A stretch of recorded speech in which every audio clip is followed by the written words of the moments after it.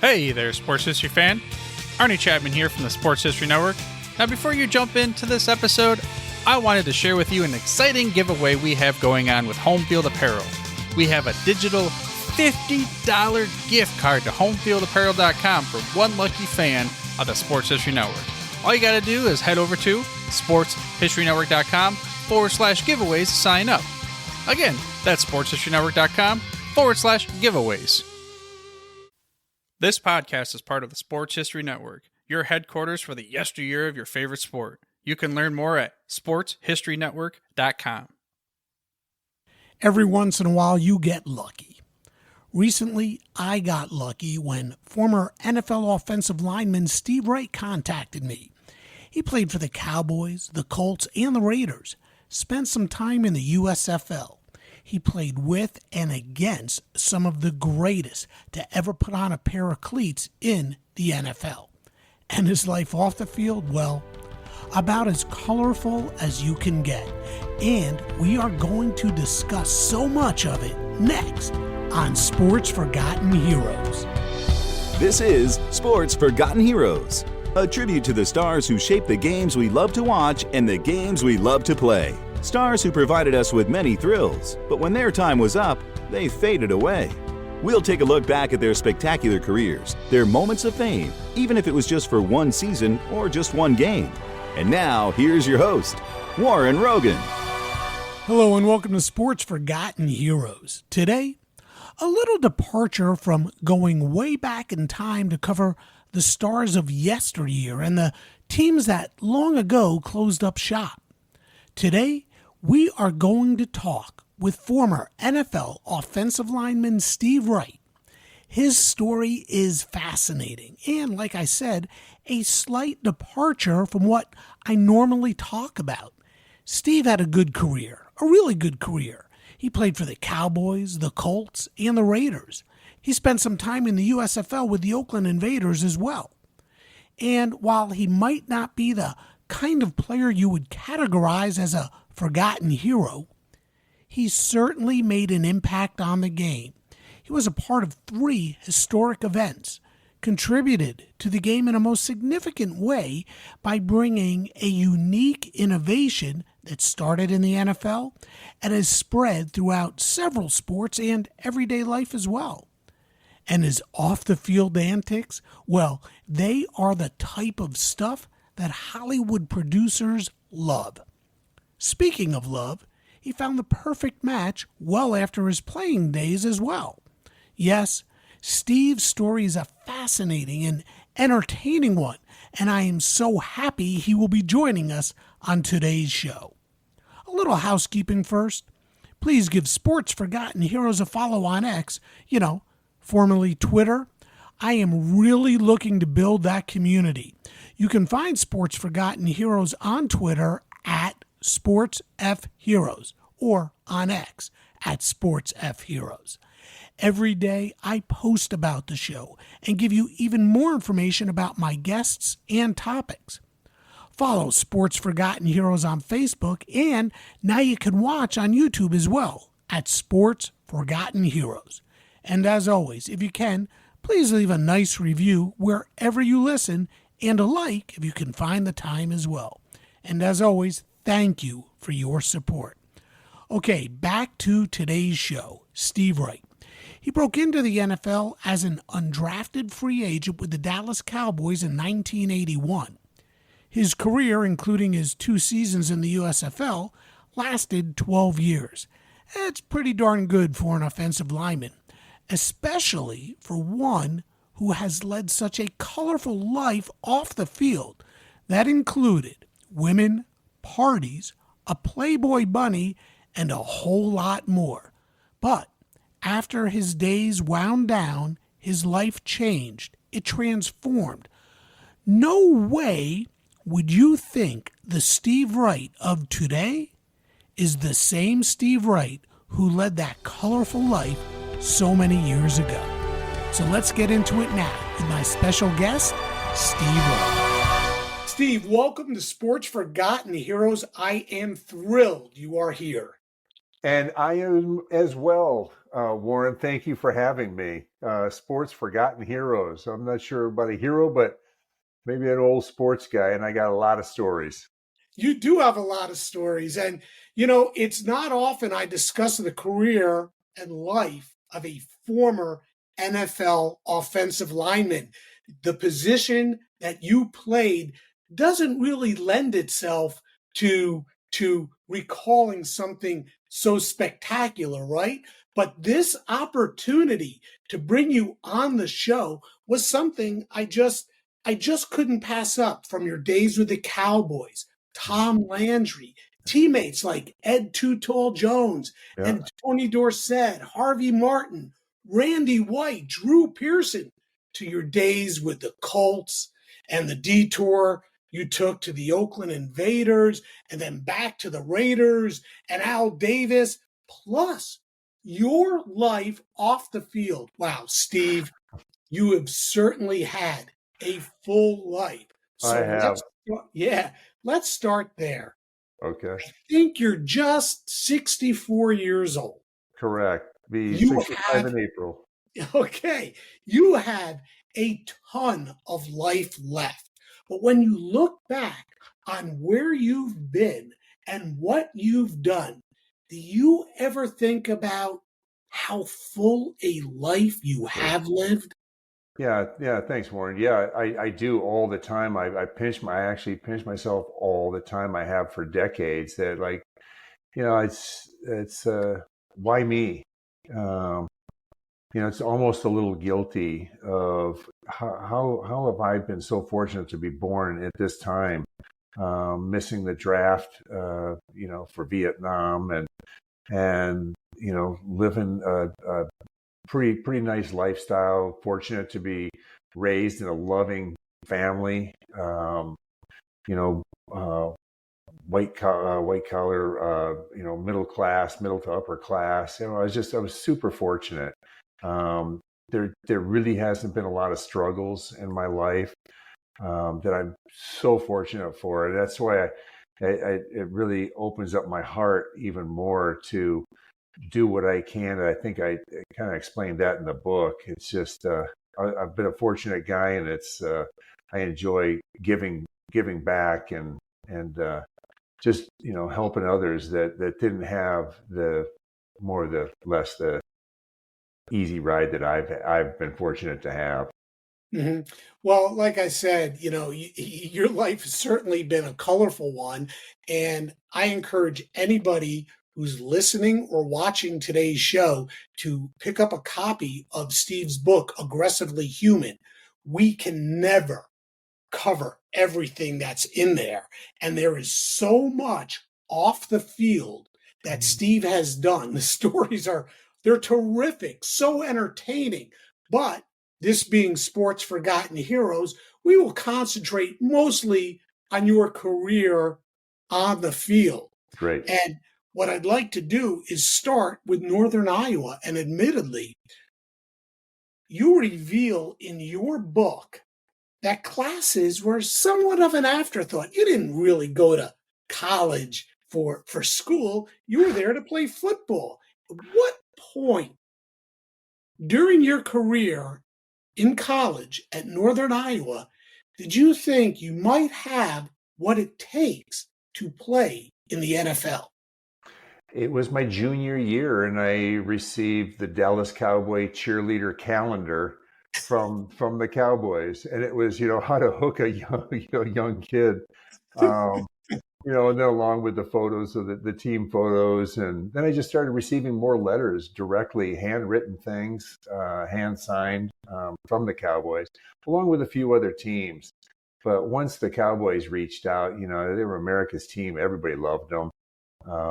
I grew up watching them in Minnesota, and I got a fun story in the book of watching Tony Dorsett and watching Drew Pearson catch the Hail Mary when I was in 10th grade, sitting outside freezing.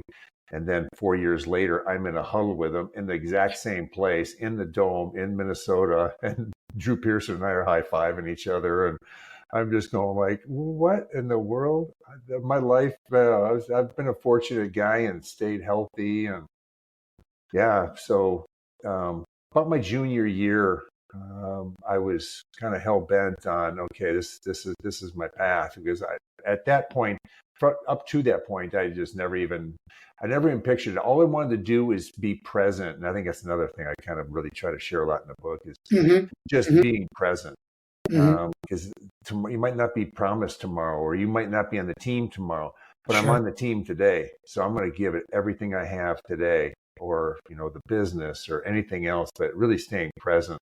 And so I was just being present at Northern Iowa, of just having fun and playing college football with my buddies, and going out and gabbing turkeys and cow knocking over, and out in the cow pastures, and making your own fun there in Cedar Falls, Iowa. But then I started getting really serious and started putting the weight on, and Mm-hmm. bringing the focus into, man, I've got an opportunity here. This is crazy. So go, give it all. What's it like, you weren't drafted and you get a phone call from Tech Schramm? What is that like? I mean, you're like, who's playing a joke on me? Is this for real? What is that like? Yeah, well, I was invited to training camp along with 120 other free agents. So I got a letter and showed up at training camp, and I had 5 other roommates. And over the course of the next 4 weeks, all 5 of them disappeared. Wow. Once you get cut, they'd knock on your door and say, "Everybody, get up, get your playbooks, and Larry, go see Coach Landry." And you knew the guy was done, and he would just disappear. So I spent the last, I don't know, week or 2 in my room by myself, and Wow. yeah, just trying to stay present and not let the boogeyman get into my mind. But yeah, there was like, I'm free to talk about it, but I was, underneath my pillow with these guys, just crying, because I was just, it was so much pressure. And so 3 of us made it out of 120. Wow. Yeah, myself and Everson Walls and Michael Downs. And it was the first time the Cowboys had ever kept 11 offensive linemen. And that same year, 1981, their number 1 and their number 3 draft picks were offensive linemen. Glenn Titensor was number 3 and Howard Richards was number 1. So there was no way in the world they were going to keep somebody else. But I hustled like nobody's ever hustled. And everybody says that, but I really did. And it was like, I just called myself a wood tick. They couldn't get rid of me. They had to find a spot for me, and they knew it. That's awesome. One of the things you talk about in your book is the playbook. It's like a Bible, and you have this great story about an incident that one of your teammates had with the playbook and seeing it scattered all over the place. Can you tell us about that? Yeah, that was actually Glenn Titensor. I don't say the name in the book, but that was a 3rd round draft pick, and he's the nicest guy. Mormon, just so straight arrowed, always doing everything by the book, no drinking, no swearing, just the best guy. And he was scrambling to work, and yeah, it was the Cowboys were known for their scary playbook. Yeah, it was just a fat thing that you had to sleep with it. But he just left it on the top of his car, getting into his car one day to come over to practice. Went through an intersection that slid off, and he came into practice and he couldn't find his playbook, and he traced it back, and there was papers all shattered all over the intersection. He picked up what he could and got his ass chewed, and never left it on the top of his car again.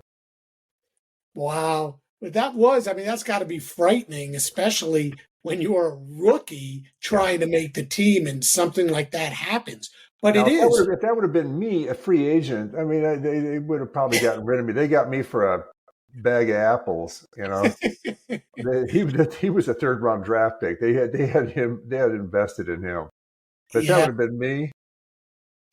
Is it truly like, I mean, give us a little bit of color on the playbook. I mean, like you said, it's this thick. How do you study that? How do you learn that? Yeah, well, it's just kind of a page at a time, and you go over it with your offensive line coach and the linemen, and they don't dump the whole thing at you. It's by chunks. Today we're going to learn, the first couple of days we're learning some just basic running plays and the holes, and and the defense, where the defense sets, are they in the 3 position, 1 position, what kind of, where the linebackers, and just kind of start getting acclimated that way. And then they bring in the passing plays and the sliding of the pass protection.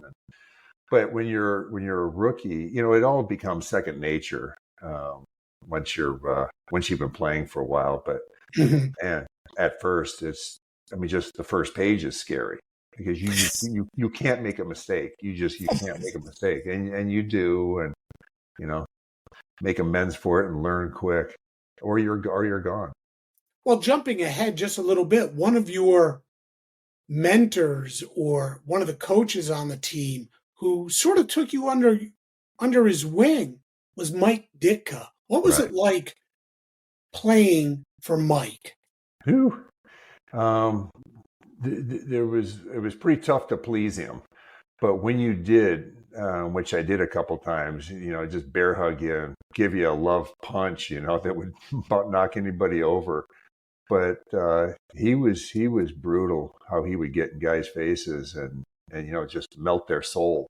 It was just brutal. And for some reason, it I don't know, man, maybe it was the hustle or the free agent thing, and he knew I was scrapping and everything else. But he'd come up and in training camp, and I'm frustrated about something or other. Maybe my offensive line coach is yelling at me, right? God damn it, and just screaming at me. And he'd come up and he'd throw his arm around my neck and say, "Let's go for a walk." He'd say, he's driving you crazy, isn't he? He just keeps yelling at you. Steve, you got to realize, you worry if he stops yelling at you. And I just went, whoa, it's just a 180 life change. Like, he cares. Or he pulled me off on another walk one time, and because I got beat, and he said, "Steve, everybody here is going to get beat. You're going to get your ass kicked. Deal with it. Figure it out fast. These guys are getting paid too. So you're not going to win everyone. You are going to get lambasted today. Figure it out and deal with it." And you're kind of going like, wow, there's a slap of reality. Okay. And they know I'm going to get beat. And so, figure it out. And you did.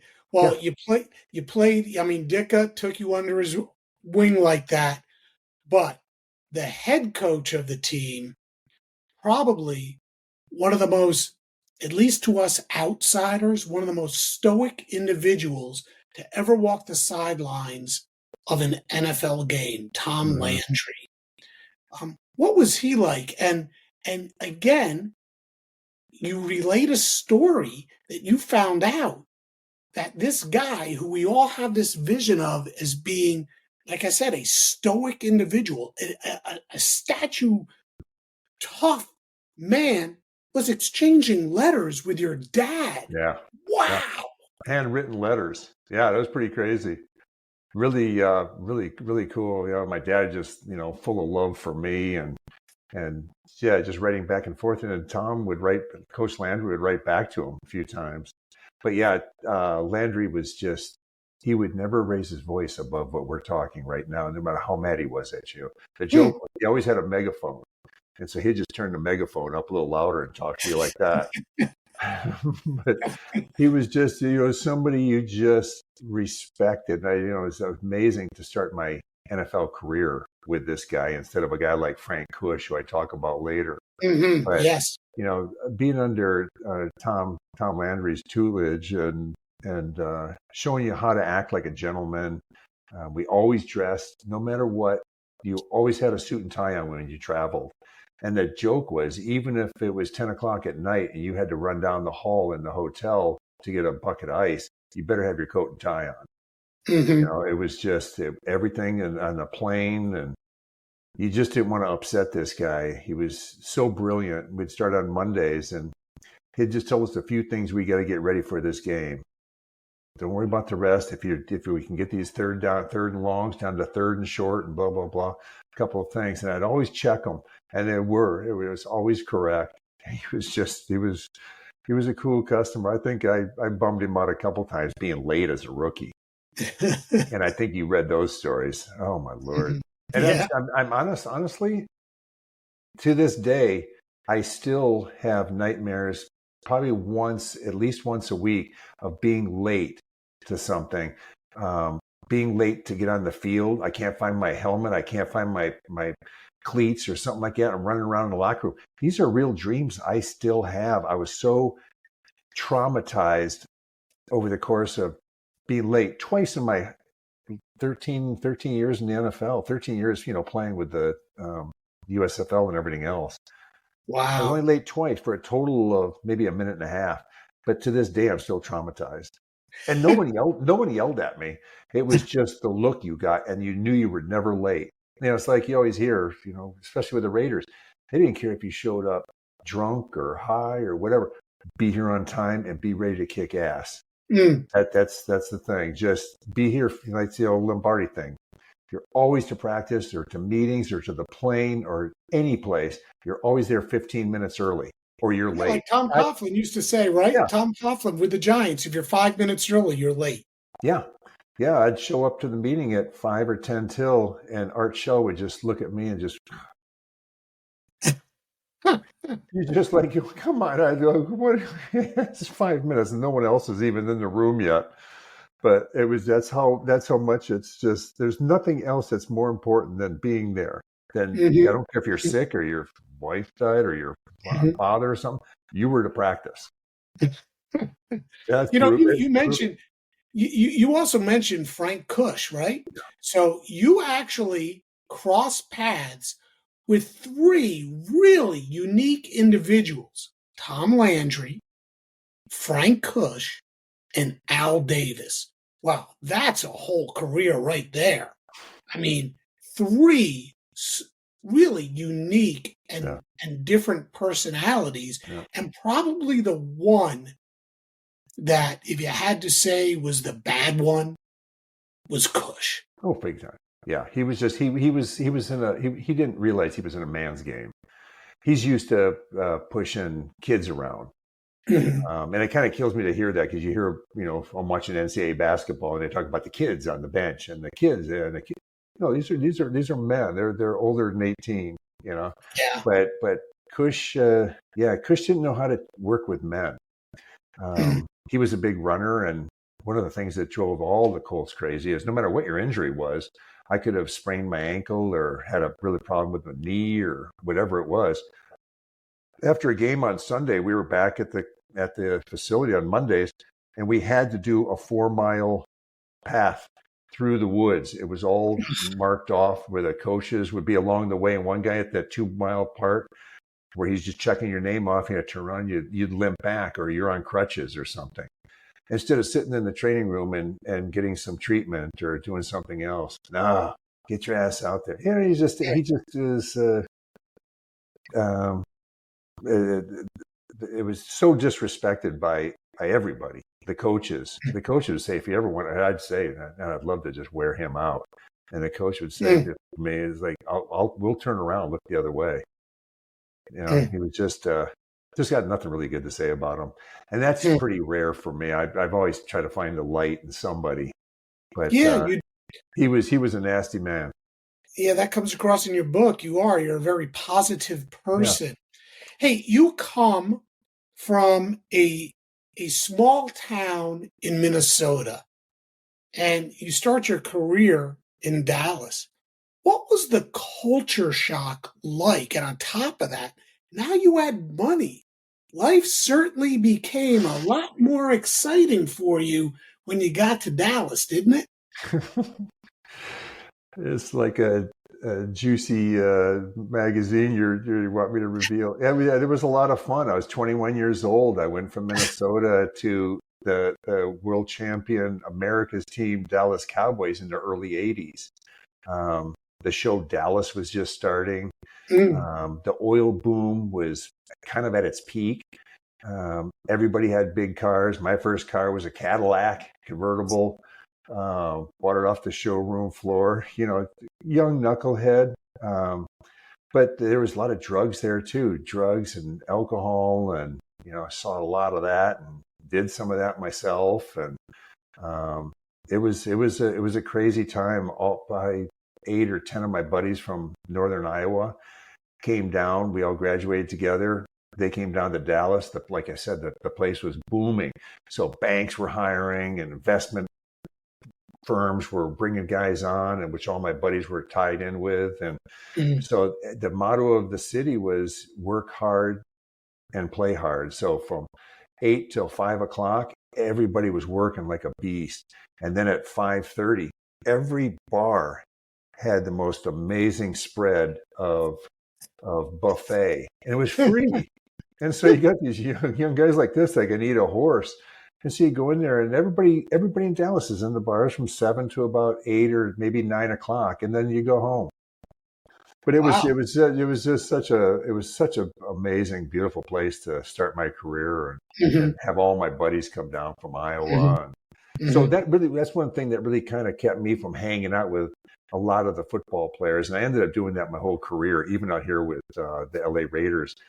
Loved them all, but I really loved to get away from it. Play my football, and then I'm traveling, I'm showering, I'm eating, I'm beating each other up and fighting, but still loving each other. But I gotta go hang out with my other buddies and not talk about football or. It was nice to get away from it, and so that's kind of where it all started in Dallas. Well, you certainly got away from it, and got away from it in some pretty unique ways. But we'll hold off on that. Don't want to spoil everything for everybody. Okay. But on the field, you were, in my mind, a part of 3 very significant events in NFL history. The first came during your rookie season versus the San Francisco 49ers in the NFC Championship game. Right. The catch. Tell us about that from your perspective. Well, right before that, same with my rookie year. Yeah, I'll tell you about that one. But so we're a minute and a half away from going to the Super Bowl. We're in San Francisco. And Dwight Clark Joe Montana is running out of the pocket, and he's coming over towards the Cowboys sidelines. And my buddy and I are looking at each other, just going, holy crap, we're hugging each other, because we know that he's scrambling for his life, Montana is. And he throws this ball that's way too high, and we're just jumping up and down. And these hands come out of nowhere and just and come down with the ball. And it's just, you could just feel your heart just getting torn out. I was a minute and a half away from going to the Super Bowl. So, but then, the stands just exploded. People poured onto the field. And I tell about how kind of terrifying that was, because everybody's grabbing at your mask and your jersey. And there's, 100 people packed around you besides the 30,000 are pouring onto the field. And so it's just, run for your life to get into the locker room and Super Bowl. Similar, but not the same as what we just watched with Kansas City and San Francisco in the Super Bowl. Right. Yeah. Another really proud moment that I was talking about, when we were talking about Ditka, and I don't talk about it in the book. I think I do. But my rookie year, and it was just always at the ready. And I think I was trying to make the team at the time. There was Danny White went onto the field to punt, and he's counting his 10 guys, and there was only 9, and he starts freaking out. You do cover this in the book. Oh, I did, yeah. And I'm just sitting there looking at it. Nobody's moving, and I don't know what to do. But I know they need somebody, and they're going to call a timeout. He's just about ready to. He's starting to kind of walk towards the sidelines, and I just come sprinting out. And he's just pointing, "Get in there." And I came off the field, and Dick, just gave me a bear hug. Just like, way to be on top of it. Yeah. So another fun play was, we alluded to it a little bit earlier, up in Minneapolis when. I wanted to get, that was the next one, the next significant play in your career, and I have to say, I remember watching it.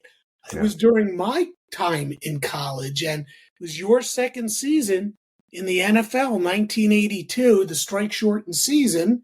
Yeah. Only 9 games were played that year, and the Cowboys played in Minnesota, and that was your chance to go back in front of your family and friends. And Tell us about it, how you wound up on the field for that special play. You weren't even supposed to be there. Yeah, since I was going up there, everybody thinks we get free tickets. I ended up paying for quite a few, but I ended up having about 30 or 35 tickets, and they stuck us in the worst seats, about 3 rows up, right behind the goalpost. So in the end zone, 3 rows up.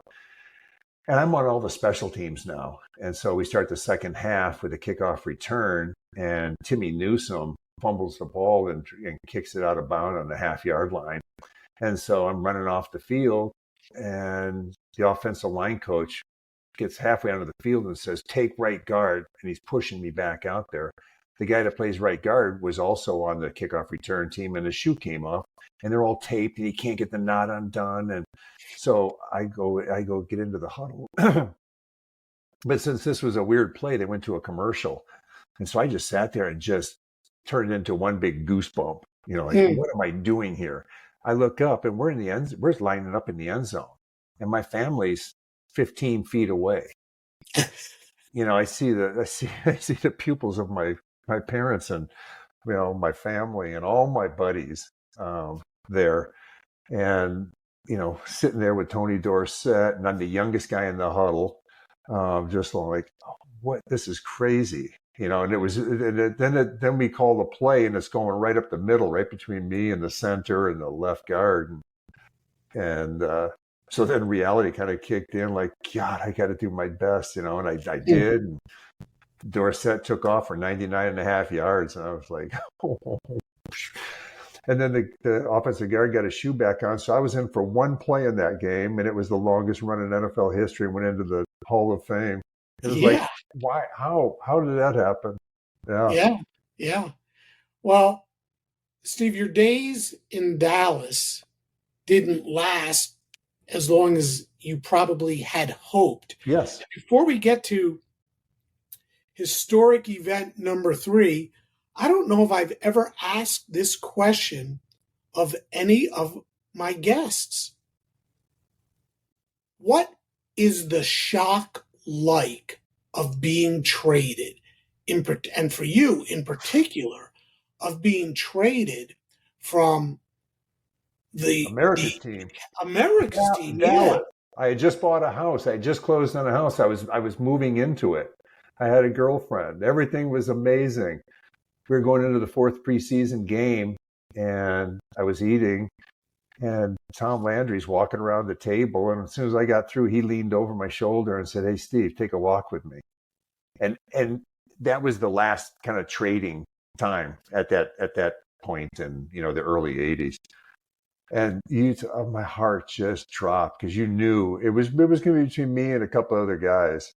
And I don't remember if they got traded or not. I think a couple of years later or something like that. But Butch Johnson was one of my teammates I talk about in the book, that he was reading his paper, and he just lowered the paper down and just looked at me and just put his head down.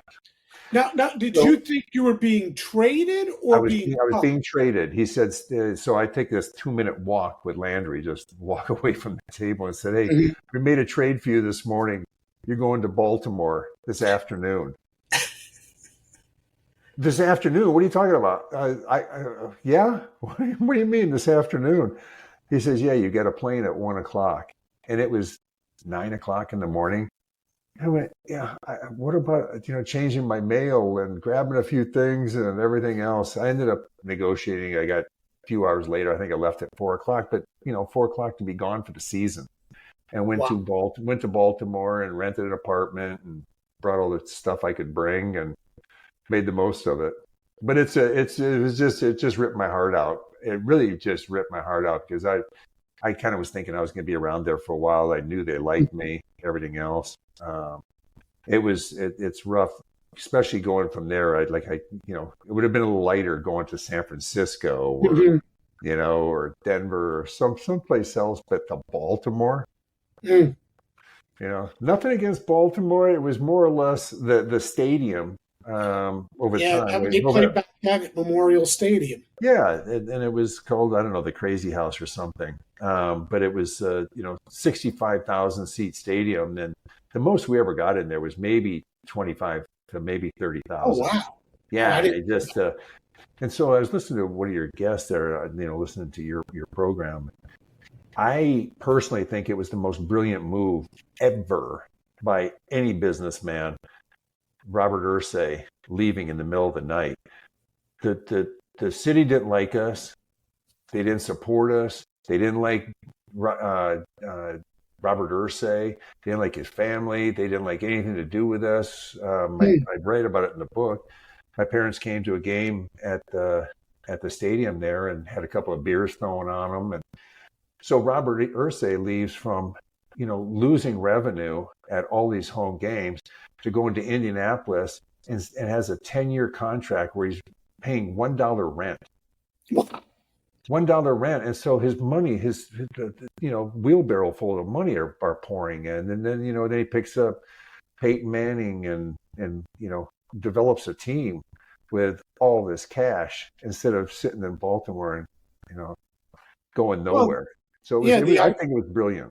Yeah, the ironic thing, and by the way, this is the third significant event that happened, historic event that happened in your career that I was referring to. Did your teammates, did you have any inkling at all that this was going to happen? I mean, This was a surprise to so many people, almost to virtually everyone. So when the season was over, I was back at my home in Dallas and just watching, I think it was ESPN at the time, I'm not sure, some sports show. And it showed buses leaving the Baltimore facility. It was like, what? What do you mean we're moving to Indianapolis? Okay. So fly back and get whatever I can out of my apartment, close that thing up, and drove everything over to Indianapolis and made the new home there. And then, tried to renegotiate there after my fourth year of my contract. And it really wasn't going anywhere. And the USFL was courting all the players and offered quite a bit of money for me to go to the Michigan Panthers. But the day I signed, you went to Oakland. Yeah, pretty much the day after I signed with the Michigan Panthers, I think it was a Panther contract. They merged together, and Oakland absorbed the Panthers. Yeah. Okay. So instead of landing in Michigan and Detroit, wherever it was, I'm out in the Bay Area, and so it was like awesome. And my head coach there, Charlie Sumner, had been the defensive coordinator for the Raiders for like the previous 10 years. We go on and we play in the championship game and lost. The league folded up, and Charlie brought myself and Anthony Carter and a few other guys down to Los Angeles to try out for the Raiders. And then hung in there till 94 when they moved back up to LA. Moved back up to Oakland. What was it like? I mean, from a player's perspective, what was it like? The differences between the USFL and the NFL. I mean, we know the rules and things like that, but as a player, was it just like being on another team? What were the differences like? There was a lot of great players. Like I played against Reggie White and Calvin Bryant, and there was Sam Mills. There was a lot of great players, but probably 2% of the players were great. Where you get to the NFL, and 50% of them are all pro. So it was just the league didn't have the quality of players, but every once in a while you'd have a monster in there, but very rare. Yeah, so it was easy, and I think everybody's dream that's playing that hasn't played in the NFL, like a Reggie White and these other guys, that their whole goal was just to get to the NFL, and that was my hope too, to get back. But again, I was just staying present and having fun with all my guys, and we had a great year and a lot of great players. And Charlie was a players coach. That we had a lot of fun together. Yeah. So he takes you from Oakland to Los Angeles to the Raiders. I would say, again, as an outsider, but I read, I watch. The culture of playing for the Raiders was quite different than playing for any other team. You spent the majority of your career with the Los Angeles Raiders, 6 years. What was it like playing for Al Davis? Yeah, he was another guy like Ditka. It was hard to satisfy. He always had an issue with something. Like the way I explained Al Davis is he hates to talk about football. Don't go talk to him about football. But if you're going to talk about football, it better be dominating football and kick ass football and how you're going to crush your opponent. He'll talk about that all day, but if you come up and just talk, shooting the breeze about football, he doesn't want anything to do with you. Very demanding, putting a lot of pressure on the assistant coaches, and then that would reflect back on us. But it was like you were saying, it was a pretty loose, free, great time. There was a lot of good camaraderie.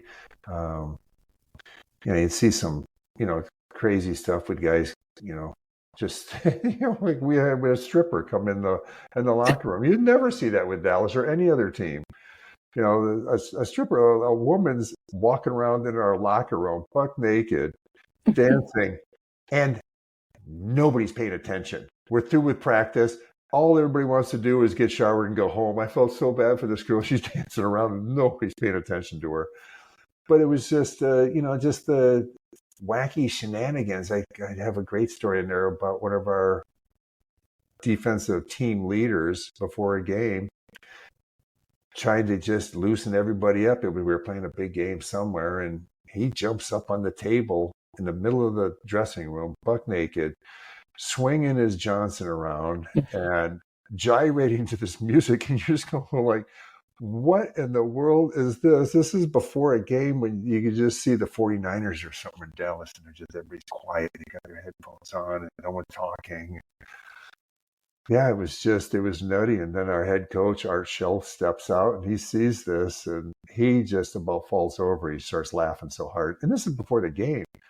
But so our guy jumped off the table, and we just went about business like it was nothing else. We stopped. There was no talk about it or laughing about it, but it changed the mood to just, we're all in this together and loosen up. Let's go have some fun.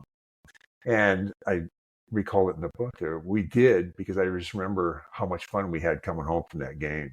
It was just doing little things like that when team leaders, captains knew something needed to be done. So do something crazy. Yeah. Was Al ever present? Was he present all the time? All the time. At the practices, the games, and everything. The Raiders were really his life. There was really nothing else. Live it and sleep it and breathe it. I lived in the same complex with him in Marina Del Rey, and I'd talk to the guards that would let us in and out, and the gate and everything else. And these guys would say, "Yeah, Al's up till 4:00 in the morning every night." They'd walking around the facility there, and they see his lights on or a projector running. Yeah, he'd turn the projector on from like 11:00 at night to about 3:00 in the morning. And at 3:00 in the morning, if he saw Steve Wright stepping with his right foot instead of his left as he's pulling or something like that, he would call the offensive line coach and go, "What are you teaching him? Why are you letting Wright get away with this?" And just hammer on him. Then the line coach, "You have to talk to me in the morning. I got a call thanks to you at 3:00 in the morning." But Al just pressured. He was a brilliant guy and knew football, and really fortunate. He was always super fair to me. I played hard and gave blood and ligaments and quite a bit of cartilage and everything else, and I think a tooth, and he he treated me fair. How did you, over the course of your career, I guess some people are lucky, you really never suffered, thankfully, a major injury. How does that happen? An offensive lineman gets through his entire career. You didn't miss a whole lot of time due to injury. I didn't. I did blow out my left shoulder in Kansas City, and that was pretty ugly. Got into a big fight there also, another game.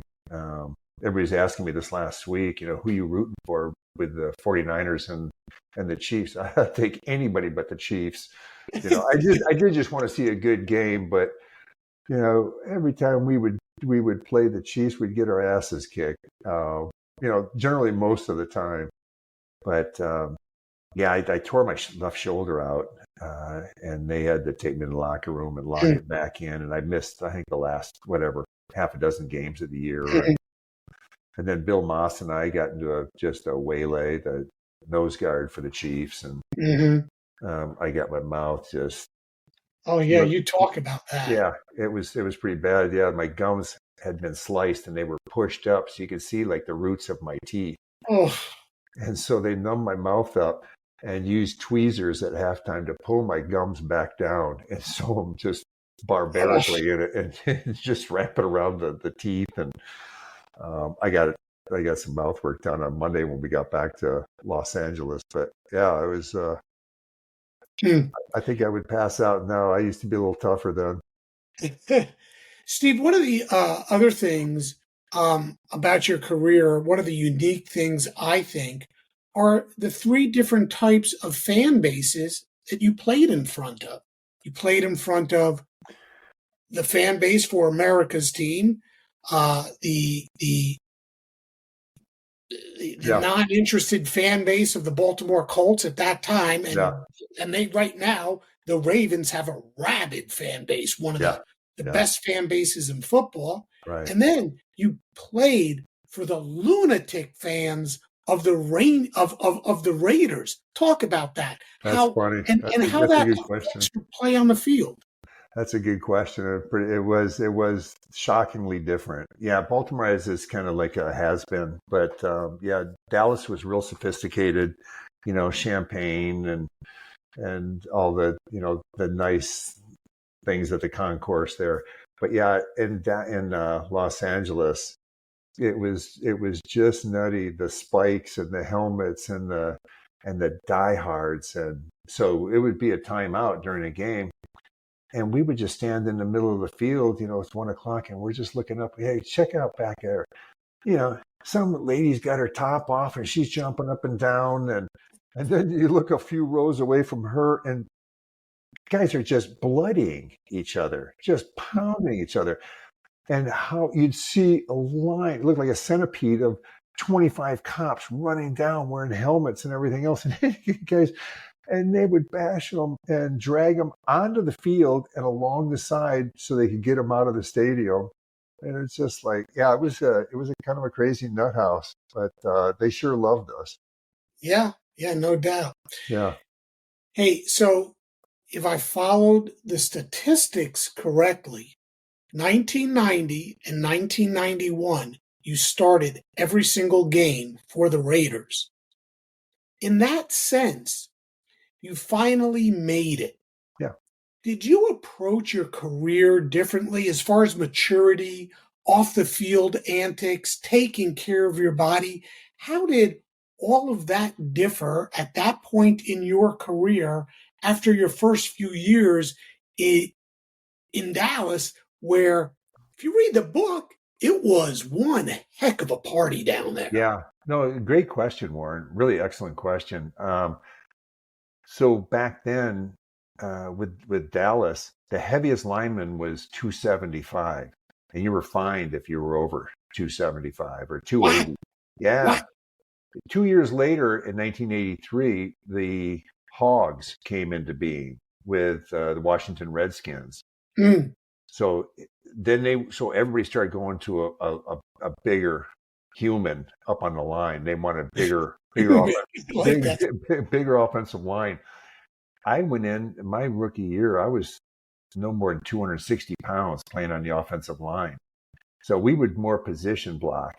But then as I got older and I was out here, and my off seasons are I just spend them at Gold's Gym in Venice and just packing, herds of cattle away. Stuffing myself with protein and shakes and lifting nonstop. So my weight got up to 290 and I finally hit 300. And it was, it was just less fat than I have now. I was in just rocket shape. So my body was finally where it really needed to be. And I had the experience in my head how to, play the game. And, so it was just, I really kind of settled in. That was definitely, it was a good call by you. It was a peak of my career. Just mentally, emotionally, physically, knowing that I was really secure there was super helpful.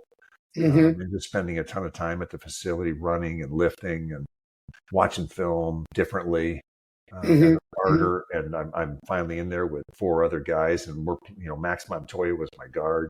So, we just did everything together and really relied on each other. And I was dependent on him as he was on for me. And so it was a great functioning unit that, not just me, but it took all of us.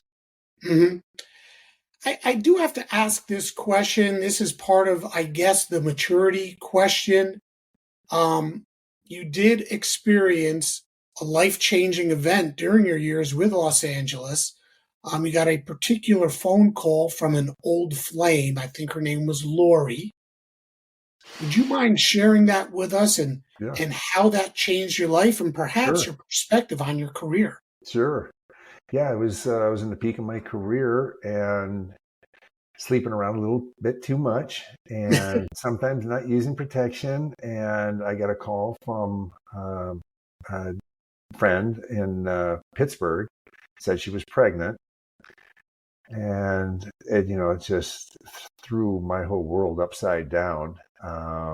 Did the paternity test, it's mine.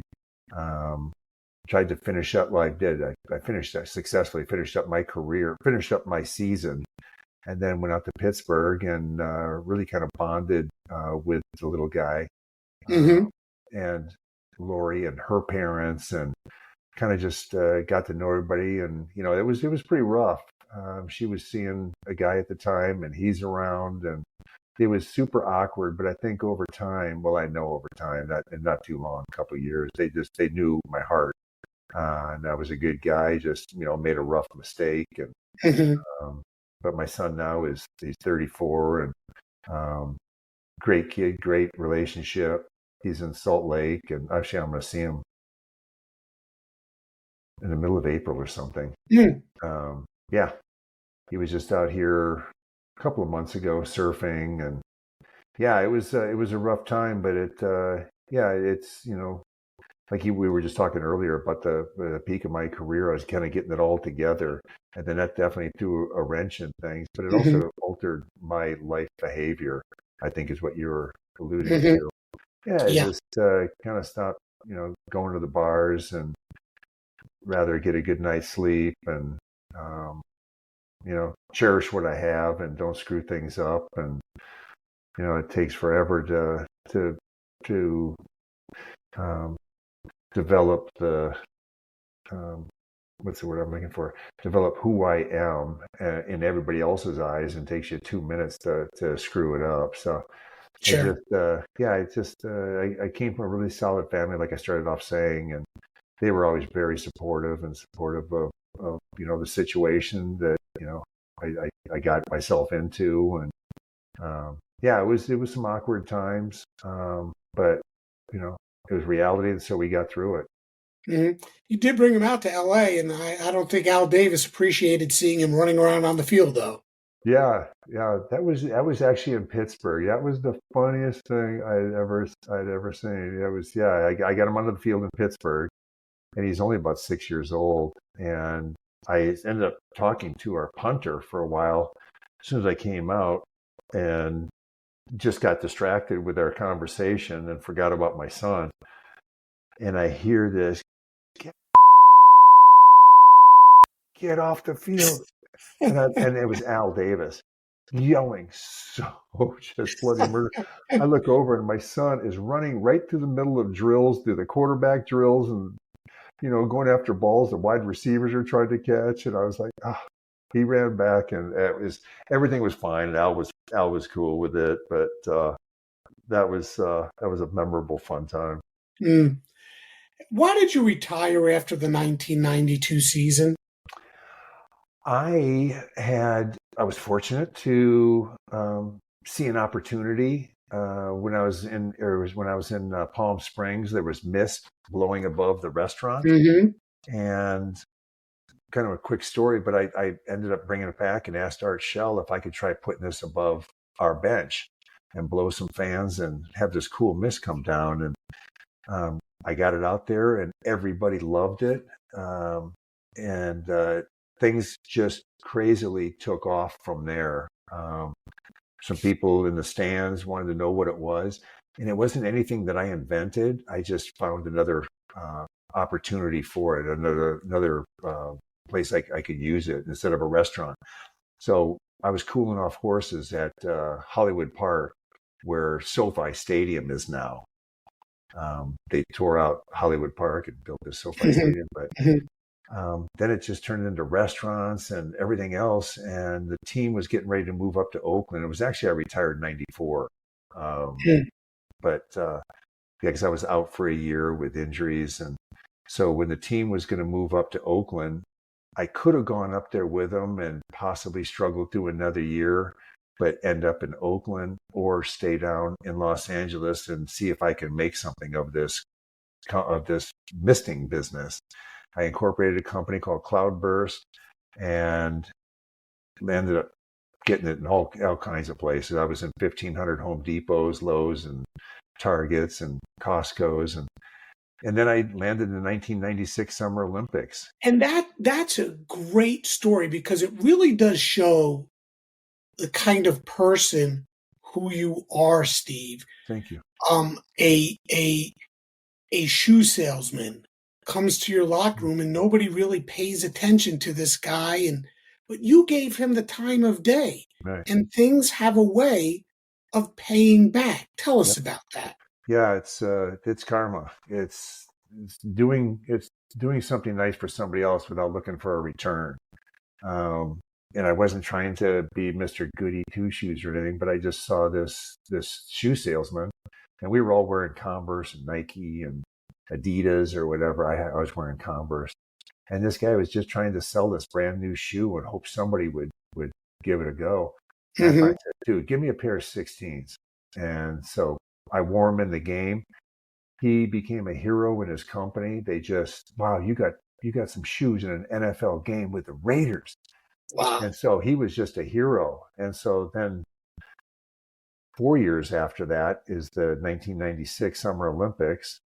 And I do my little dog and pony show with my partner, what we can do. And we're going up against Raytheon and GE and these monsters that can do anything. And it's just my partner and I. We got this little business in Venice, California.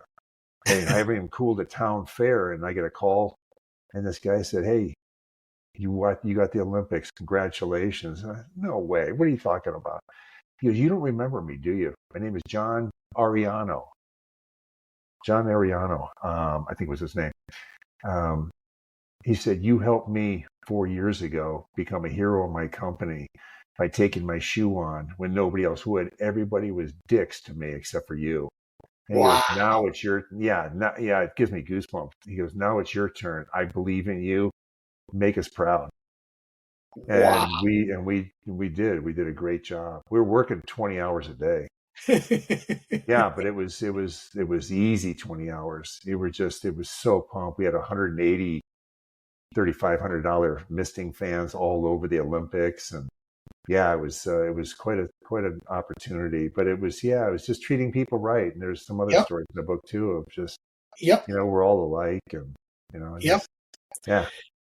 Steve, there is so much more that we can cover. Your life off the field, I like to think, is the type of stuff that Hollywood dreams about, from your crazy partying days to making it big with your company Cloudburst, to the adventures that you experienced after your days in football, including an appearance on Survivor. Yeah. So let's wind up our discussion today with that. Now, what was it like being on Survivor, and without risking any legal Right. ramifications. What can you tell us? Let's see. I was down at Fox Studio. I go down there once or twice a year to see Howie, and hang out in the green room. And there's other Mhm. celebrities there, and all rubbing elbows and having fun and yucking it up. And Jimmy Johnson, the coach, had been on Survivor the year before, so he ended up having the casting director there. And Mm. they asked if I wanted to give it a shot, that the finals were coming to Los Angeles in a few weeks. Do you want to give it a go? And I said, sure. That's part of what I really try to express in my book is when a door cracks open, charge through it, because that's going to close. And you'll Mhm. never have that opportunity again. Like if I would have thought about it and said, let me call you tomorrow, I'm sure I would have gotten a hold of them, and I would have, dang it, my thing is never end your life with a coulda, woulda, shoulda. Go for it. I might run into a wall or might not make the Survivor season or big Mhm. deal, but just go for it. I learned that from Tony Robbins walking on his burning Mm. coals. Yeah, Just you talked go, about that go too. and keep moving. So I really try to preach that with everybody. But yeah, so next thing I know, I ended up in Nicaragua and starved for the next 30. I was in the game for 31 days. I was the last survivor in my group. It was 2010. It was Redemption Island, 2010. Uh-huh. And yeah, I ended up losing 33 pounds in 31 days, just Wow. just starving. And then got back here to the States, and I was going to go see my parents, and my front tooth was bugging me. So I went to the dentist, and he took an x-ray and said, holy crap. He says, we're pulling that thing right now. My front tooth. What are you going to pull my front tooth? And he goes, there is more bacteria in there. This kills people in third world countries. Oh my gosh. Yeah, he pulled that thing out and it stunk so bad. Sorry, not to be nasty, but I hadn't brushed my teeth in over 30 days. The way I describe it is this is your toothbrush, this is your toilet paper. This is Oh, You don't have anything. The oh, show is 100% real. There's we- if somebody's starving, they're starving. If someone's an ugly, crazy man, they're an ugly, crazy man. It's not an act. It's wow. yeah, it's a brutal time. They asked if I wanted to come back a couple years later, and I hung up so fast. No thanks, no thanks. Oh, so then I ended up going over to Arizona, and I saw my parents. I walk in, and I look like Skeletor. I'm just skin and bones and missing a front tooth. My parents said, "You got to get out of Los Angeles, son." Wow. That's awesome. Hey man, your book, Aggressively Human, again, it's really entertaining, fun to read. And yep, there it is. I was really intrigued when you first reached out. Aggressively Human. I was wondering why such a title. Well, after reading the book, it's apparent why such a title. So, why write it and where can people get a copy of it? They can get a copy of it on Amazon. You can go, if you go to writeauthor.com, my website, there'll be a hot link to Amazon, or Mhm. you can DM me, and I'll send you out a personalized book with however you want to do that. Mhm. Um, but yeah, so that, and then why write it? Did you say? Yeah, yeah, It was just like you've been saying. I've got a lot of life lessons, and yeah. this isn't a you should book or trying to teach anybody anything. It's just how one guy did it, and happy I did it this way. Just learning through my growth, and as I started to write, it kind of took a form of its own. Became the aggressively human. The theme kind of started to fall into place of of having compassion and empathy that I grew up with my parents, and um, just seeing how other people got the short end of the stick, and it just always moved my heart to try to do what I can. Um, yeah, and just all people everybody's dealing with something, and so um, have come with a lot of grace, and and listen and be compassionate and full of empathy, but also too, once in a while, the aggressiveness is needed. You see that a lot in just the world today. Guys and women and everything, they're either too passive or too aggressive. Mm-hmm. It can be about vaccines, or it can be about Palestine and Israel, or whatever it is. There's just everybody's just like this, or they're just sitting back and being a pushover, and so it was just a really enjoyable time writing the book. One of the most enjoyable times I've ever had writing. It took us about 8 months. I did it with my wife, and she helped pull the whole thing together. I wrote all the stories, and then she really put some magic to it. Mm-hmm. Yeah, and it was such a great time to sit out on my patio and looking out at the ocean and writing take me 3 hours to write a paragraph, or 3 hours to write 5 pages, and then we get together every night and read to each other and edit, and it's just an awesome experience. I highly recommend it to everybody. It's just, once you don't try to do it all at once, just take the steps, just get started, and then all of a sudden that 3rd grade story, you remember that, and then I get that picture of me in 7th grade playing basketball, and what went on there, and it just kind of starts to develop, and pretty soon you got a few hundred pages of copy.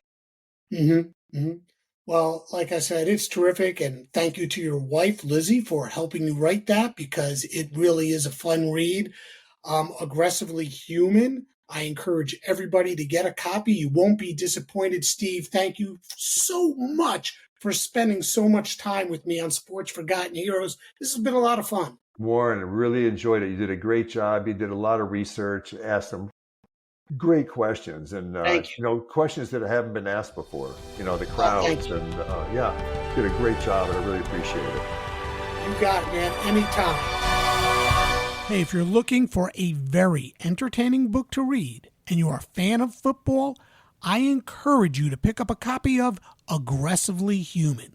While we covered the surface of Steve's career on the field, there is so much more he touches upon. Playing for Art Shell, lining up against Lawrence Taylor, what life was like in the locker room, and of course his life off the field, parties, women, Playboy bunnies, and the amazing transformation his life has taken since those days so long ago. You won't be disappointed. Thanks again to Steve for stopping by, and I look forward to seeing all of you next time on Sports Forgotten Heroes. Hey there, sports history fan. This is Arnie Chapman, aka the Football History Dude, and I wanted to thank you for stopping by to listen to another episode here on the Sports History Network. Our podcasters are passionate about uncovering and sharing sports stories from yesteryear. And if you didn't know it already, we have over 30 shows across the network covering all sorts of sports history topics.